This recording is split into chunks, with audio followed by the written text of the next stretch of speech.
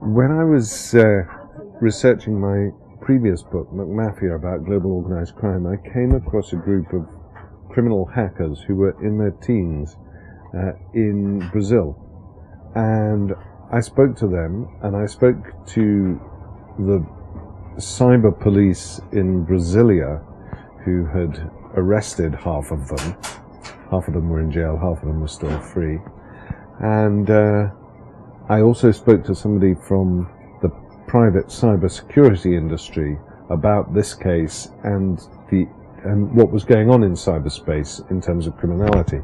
And as soon as I had had these conversations, I realized that the next big thing in crime was going to be computer crime, cybercrime, and with all sorts of associated things.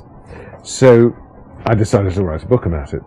The problem is, I was faced with a huge challenge, and that is, however important computers are, for most people, they are dreadfully boring. It's the most deadly subject on earth. So I had to say, how do I write a book about computers which is interesting?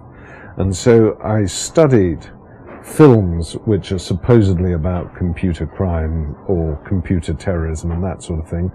And I read books which supposedly have computers at their heart, like the Millennium Trilogy by Stieg Larsson. Because that has the great character Elizabeth Salander, who is a hacker. What I realized is that actually in those books they don't talk about computers at all. What is fascinating is not the computers, it's the people who are behind the computers. And so when I decided to write Dark Market, I said, I'm not going to write about computers at all. I'm going to write about the hackers behind the crimes, the policemen who are trying to search them out.